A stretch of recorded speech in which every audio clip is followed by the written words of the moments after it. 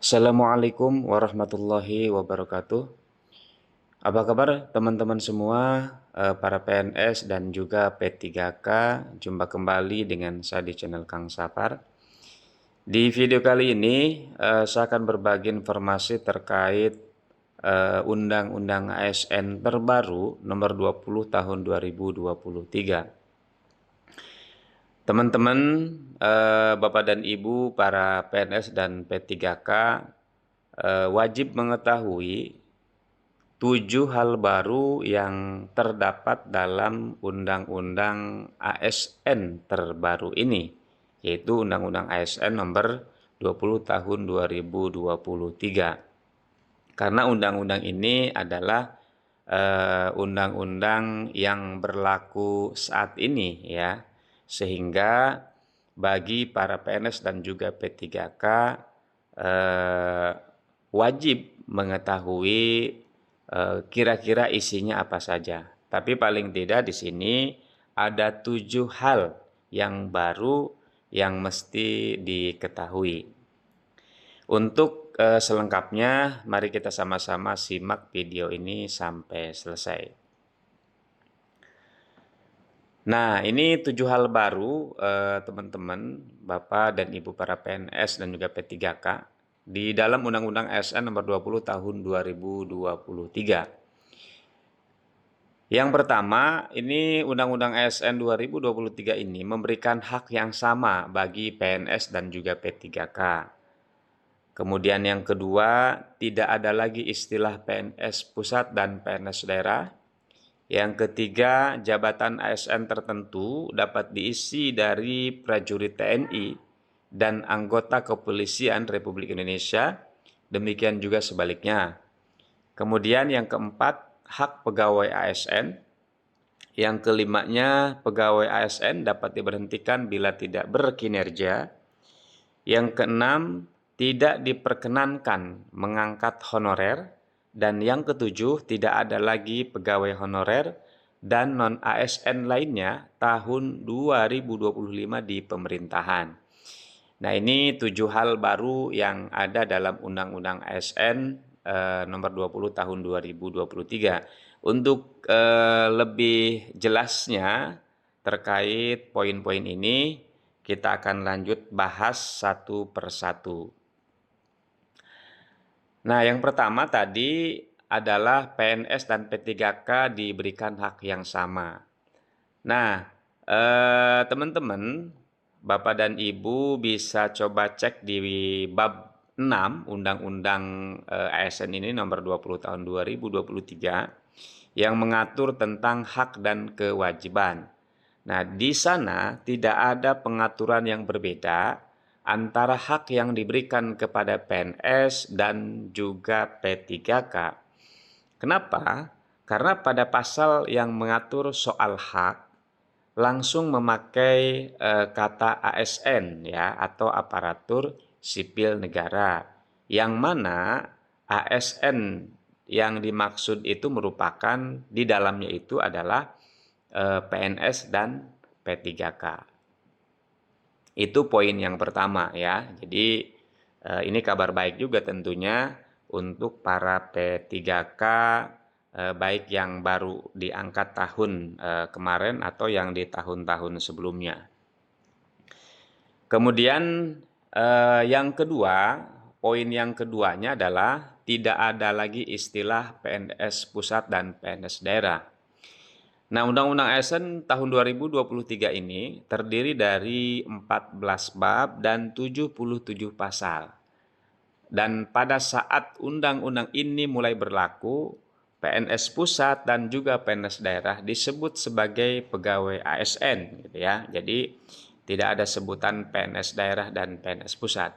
Nah, jadi tidak ada lagi sekarang istilah-istilah tadi ya, baik itu PNS pusat dan PNS daerah. Jadi sebutannya adalah pegawai ASN begitu.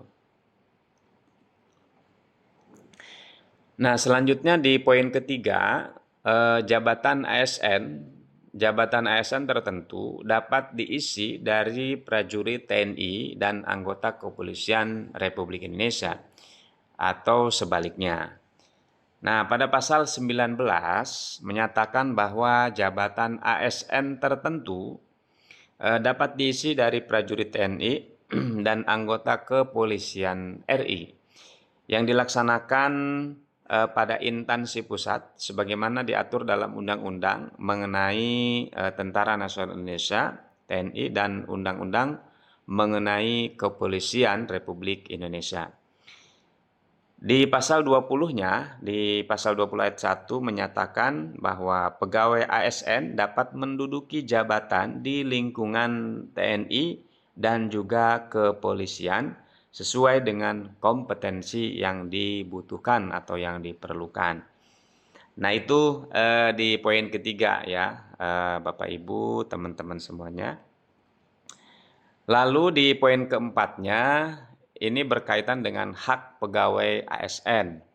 Nah, di sini di Undang-Undang ASN ini ada beberapa yang menjadi hak ya dari pegawai ASN yang pastinya ya eh, untuk PNS dan juga P3K gitu. Nah, hak apa saja? Yang pertama ini penghasilan. Penghasilan itu terdiri dari gaji tentunya ya, gaji dan juga upah. Lalu yang keduanya, hak yang keduanya adalah penghargaan yang bersifat motivasi 9 finansial dan non-finansial. Lalu yang ketiga, tunjangan dan fasilitas. Tunjangan dan fasilitas jabatan dan atau tunjangan dan fasilitas individu. Lalu ada jaminan sosial, jaminan kesehatan, jaminan kecelakaan kerja, jaminan kematian, kemudian jaminan pensiun dan juga jaminan hari tua.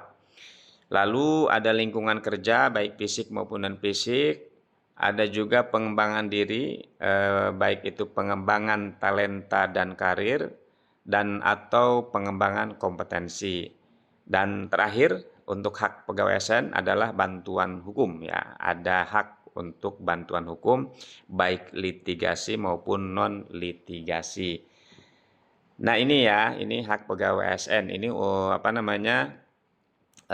hak untuk PNS maupun P3K yang merupakan bagian daripada ASN. Lalu di poin kelimanya, pegawai ASN dapat diberhentikan bila tidak berkinerja. Nah, di pasal 52 ayat 3 huruf F, bisa sambil dicek nanti di Undang-Undang 20 2023 ini, bahwa pegawai ASN dapat diberhentikan bila tidak berkinerja. Nah, ini bunyi di pasal 52 ayat 3 huruf F. Sehingga bagi para PNS dan juga P3K tentu selain ada kabar baiknya yang di poin sebelumnya tadi ya mengenai hak-hak segala macam, hak ini hak itu gitu ya. Nah, ini juga ada yang mesti diperhatikan kaitannya dengan kinerja karena di undang-undang ini jelas bagi pegawai ASN yang tidak berkinerja itu akan diberhentikan begitu ya. Kemudian di poin ke-6 tidak diperkenankan mengangkat honorer. Nah, hal ini tertuang dalam bab 13 larangan pasal 65. Ada di pasal 65. Pertama, pejabat pembina kepegawaian dilarang mengangkat pegawai non-ASN untuk mengisi jabatan ASN. Kemudian larangan berlaku juga bagi pejabat lain di instansi pemerintah melakukan pengangkatan pegawai non-ASN. Dan pejabat pembina kepegawaian dan pejabat lain yang mengangkat pegawai non-ASN untuk mengisi jabatan ASN dikenakan sanksi sesuai dengan ketentuan peraturan perundang-undangan yang berlaku. Nah, di Undang-Undang ASN terbaru ini juga ada larangan bagi pejabat kepegawaian tertentu ya untuk mengangkat pegawai non ASN karena memang target pemerintah melalui Undang-Undang ASN ini para tenaga honorer mau mau segera diangkat gitu ya, diangkat menjadi P3K. Lalu di poin ketujuhnya, ini di poin terakhir ya, Tidak ada lagi pegawai honorer dan non-ASN lainnya tahun 2025 di pemerintahan. Nah, ini poin ketujuh ini tentu menjadi kabar baik, kabar bahagia bagi para tenaga honorer ya yang sudah mengabdi bertahun-tahun baik di lembaga pemerintahan maupun di lembaga pendidikan. Nah, pegawai non-ASN atau nama lainnya wajib diselesaikan penataannya paling lambat Desember 2024. Dan sejak undang-undang ini mulai berlaku, instansi pemerintah dilarang mengangkat pegawai non-ASN atau nama lainnya selain pegawai ASN. Nah, ini kabar gembira untuk para tenaga honorer ya di seluruh Indonesia tentunya. Karena target pemerintah sesuai dengan amanat undang-undang ASN terbaru ini bahwa di tahun ini di bulan Desember tahun ini 2024 persoalan mengenai tenaga honorer ini harus sudah selesai. Jadi 2025 itu sudah tidak ada lagi tenaga honorer. Adapun untuk teknis dan lain sebagainya sambil ditunggu saja informasi resmi dari pemerintah terkait dengan waktunya, kemudian teknisnya, persyaratan dan lain sebagainya. Itu teman-teman, Bapak dan Ibu para PNS, ketujuh hal baru yang terdapat dalam Undang-Undang ASN terbaru nomor 20 tahun 2023 yang berlaku sekarang atau saat ini. Demikian informasi yang bisa di-share, yang bisa dibagikan. Semoga bermanfaat. Dan apabila ada hal-hal yang perlu didiskusikan atau ada di antara Bapak Ibu, teman-teman para PNS dan juga P3K ingin sharing, silahkan untuk disampaikan atau dituliskan di kolom komentar. Demikian, terima kasih. Assalamualaikum warahmatullahi wabarakatuh.